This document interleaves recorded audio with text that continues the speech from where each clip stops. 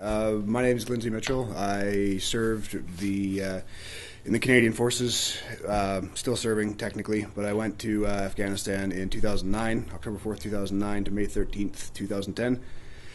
And since that date, I was officially diagnosed with post-traumatic stress disorder on 4 December 2012. The first day we got there like zero dark crow fart. It was ridiculously early. So the first day we just got weapons and we went back to the shacks and started getting ready to leave. And then we just kind of hung out and got used to the area for a little while. And then I was 3 or 4 days later we went out to our fob, which is where we spent quite a bit of our tour. I was a corporal overseas, but when I was there, Canadian Forces are kind of multidisciplinary. Right. So I was a grenadier, and so I had the rifle and I had a grenade launcher, and then I also had what's called TCCC, Tactical Casualty Combat Care. So it's like a advanced first aid course, which was another one of my two main duties, was having the support weapon and the first aid kit.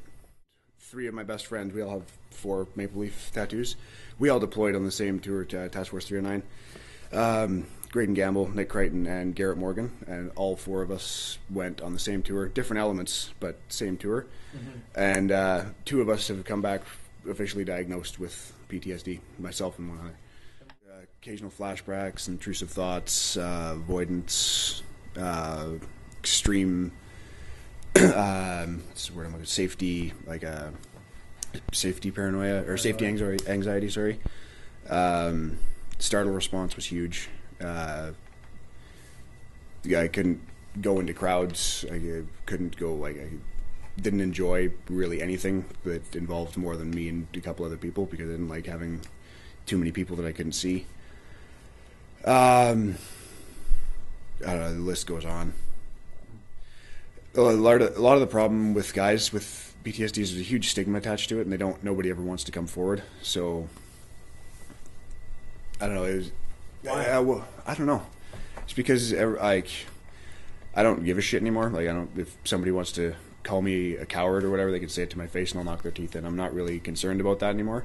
But there is a lot. It's not really, because as soon as you get diagnosed with post-traumatic stress disorder, there's immediately, it's called a temporary category, and it says unfit deployment situations and a couple other things. But as soon as that happens, that's on your record, and that it just, guys, I don't know. There's a lot of people just think that there's a cowardice attached to it, and there's not.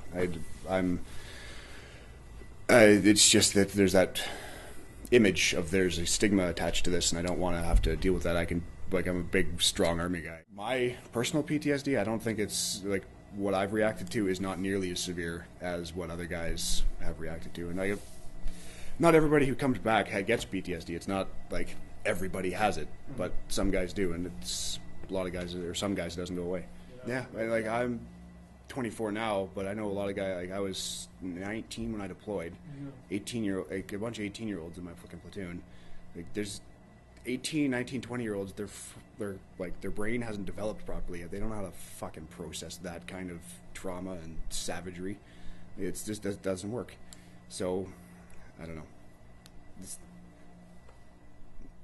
This is an American statistic, but 18 veterans kill themselves every day in the States, mm-hmm. which amounts to over 6,570 soldiers every year who are taking their own lives after they've returned from a war zone, which I don't know how many casualties there have been in Afghanistan, but there's 150-some Canadians, so the guys who've come home and taken their own lives versus the guys who've gone there and been killed there's a disconnect there that needs to be addressed, and I don't know how to do it.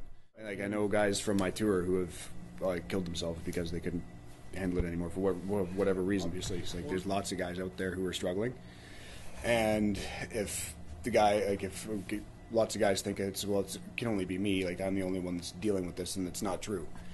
If you're suffering in any way, you go get help, or even at least talk to a friend about it.